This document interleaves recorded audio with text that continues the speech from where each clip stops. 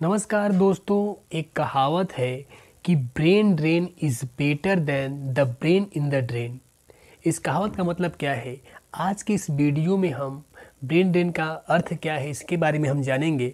तो आपसे निवेदन है कि आप वीडियो में लास्ट तक बने रहें और वीडियो को बिना स्किप किए अंत तक देखें। तो चलिए हम वीडियो को शुरू करते हैं। ब्रेन ड्रेन एक कठबोली शब्द है जिसका अर्थ है कि किसी भी व्यक्ति के द्वारा अपने देश को छोड़ देना। यानी कि जब कोई व्यक्ति किसी भी कारण से अपने देश को छोड़ देता है तो उसे हम ब्रेन ड्रेन कहते हैं। ब्रेन ड्रेन का जो शुद्ध अर्थ होता है वो है प्रतिभा पलायन।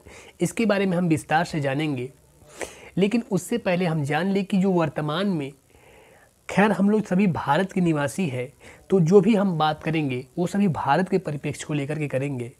तो वर्तमान में अगर हम देखें तो अपने देश भारत की जनसंख्या 140 करोड़ से भी ज़्यादा हो गई है। यानी कि वह दुनिया में जनसंख्या के मामले में पहले स्थान पर आ गया है, जो कि चीन पहले स्थान पर था। अब चीन भारत से आबादी में पीछे हो गया है।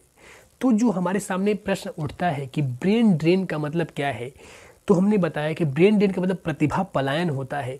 पलायन का मतलब होता है कि अपने देश को छोड़ देना, किसी भी कारण से अपने देश को छोड़ना ही पलायन कहलाएगा।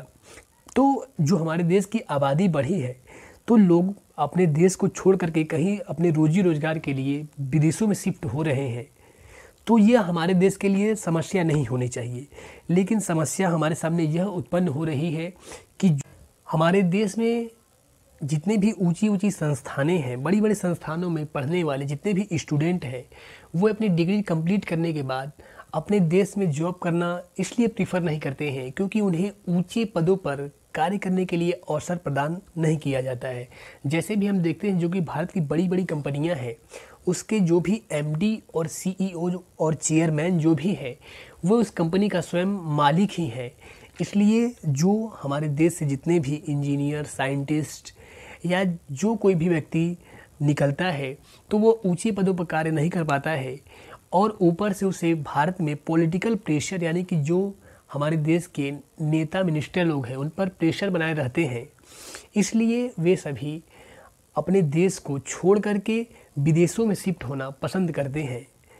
अगर हम इसके बारे में डिटेल से जानना चाहें तो हम देखते हैं कि जैसे ही अगर कोई भी भारतीय स्टूडेंट अपनी हाई स्कूल या 10+2 की डिग्री जैसे ही वो अपनी कंप्लीट करता है तो ऊंचे संस्थानों में प्रवेश के लिए उसे एग्ज़ाम जैसे कि आईआईटीज़ और अनेक जैसे भी एग्ज़ाम होते हैं उसे क्रैक करना होता है।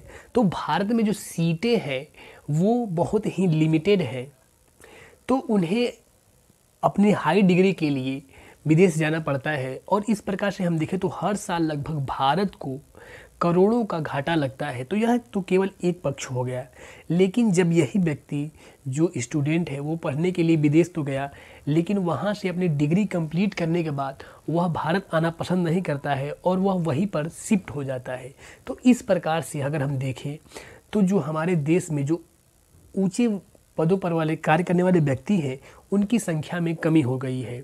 यानी भारत की जनसंख्या तो बढ़ी है, लेकिन जो माइंडेड व्यक्ति है, जो इनोवेटिव है, जो जिनके अंदर स्किल है कोई भी कार्य करने की, देश को तरक्की कराने की, वो तो हमारे यहाँ से विदेशों में शिफ्ट हो जा रहे हैं। इस प्रकार से हम देखते हैं कि जो विदेश के व्यक्ति, जो अमेरिका जैसे देश हैं और जो ब्रिटेन है, कनाडा है, वहाँ पर जो भारतीयों की संख्या है दिन प्रतिदिन बढ़ती जा रही है और वे सभी देश तरक्की करते जा रहे हैं।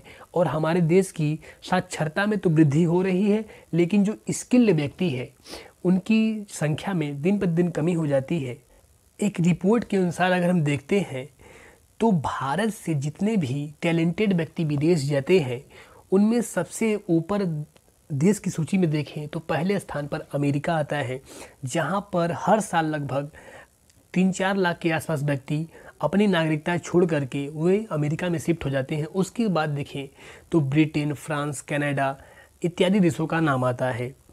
तो अगर हम देखें कि जैसे हम कुछ व्यक्तियों का नाम सुनते हैं कि जैसे आप देखते हैं जो गूगल के सीईओ सुंदर पिचाई हैं, सत्या नडेला है, और अन्य ऊंचे पदों पर कार्य करने वाले जो व्यक्ति हैं वे सभी हालांकि पढ़े तो वो भारत से ही हैं, लेकिन आज वो विदेशों के लिए कार्य कर रहे हैं, जिससे जो भी बड़ी बड़ी संस्थाएं हैं उनमें वो ऊंचे पदों पर बैठे हैं।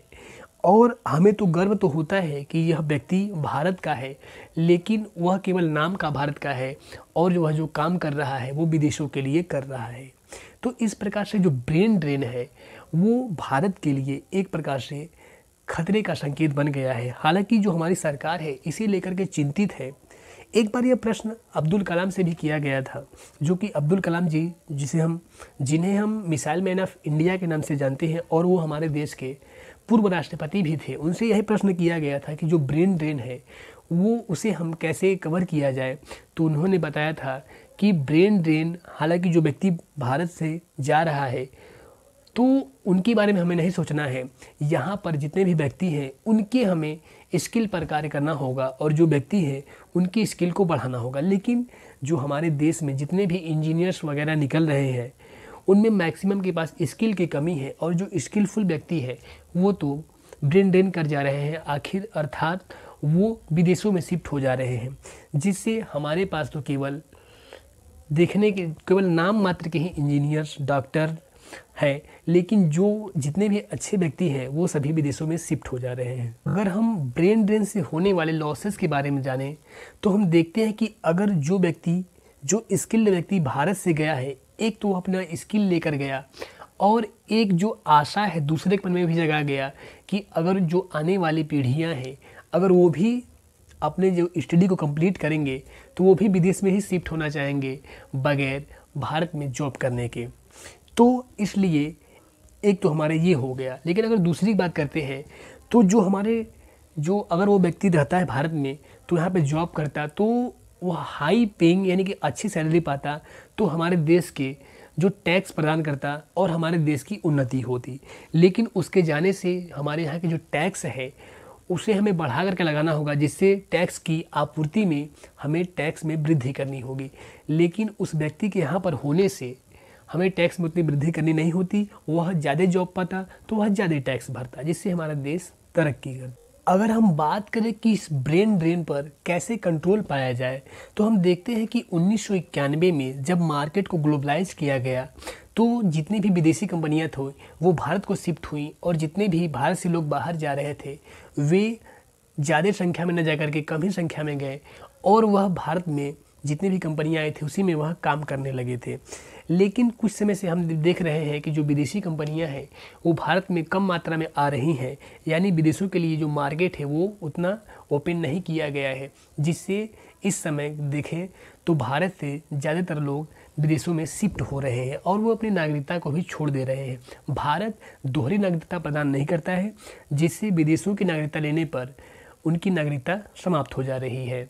अगर हम देखें कि ब्रेन ड्रेन को कैसे कंट्रोल किया जाए तो अर्थव्यवस्था में जितने भी विदेशी कंपनियां हैं उनको भारत आने के लिए प्रोत्साहित किया जाए, उनको टैक्स दर में छूट दिया जाए और जो व्यक्ति हैं उन्हें ऊंचे पदों पर कार्य करने के लिए उनके वेतन में प्रतिस्पर्धा रखी जाए, यानी कि जो व्यक्ति जितने अच्छे से कार्य करेगा उसे सैलरी में उतना इंक्रीमेंट मिलेगा। लेकिन हम देखते हैं कि जो भारत में व्यक्ति कार्य तो करता है लेकिन जो उसकी ज़्यादातर का मालिक होता है वो कंपनी का मुखिया ही होता है और जो ऊंचे पदों पर कार्य करने वाले व्यक्ति हैं उनके सैलरी में इंक्रीमेंट देखने को नहीं मिलता है। इस प्रकार से जो व्यक्ति बाहर भागते हैं उनमें हम अपना कंट्रोल कर सकते हैं। आने वाले समय में ब्रेन ड्रेन पर कंट्रोल नहीं किया गया तो भारत केवल अशिक्षित लोगों से ही भरा रह जाएगा और जितने भी बड़े बड़े डिग्रीधारी लोग हैं, टैलेंटेड लोग हैं, इनोवेटिव हैं, जिनके अंदर कुछ करने का स्किल है, वे सभी विदेशों में शिफ्ट हो जाएंगे। जैसे कि जो इंजीनियर्स, डॉक्टर, साइंटिस्ट और तमाम सभी लोग केवल विदेशों में जाना ही पसंद करेंगे। हालांकि अगर हम देखें कि जो व्यक्ति विदेशों में रह रहे हैं उनका भारत से लगाव कम नहीं हुआ है, केवल वे इसीलिए भारत विदेश गए हैं कि उनको यहाँ पर कार्य करने के लिए उतने ऊंचे पदों पर मौका नहीं मिल सकता था। तो ये थी हमारी आज की वीडियो। आशा करता हूँ कि आपको वीडियो पसंद आएगी। मिलते हैं आपसे नेक्स्ट वीडियो में।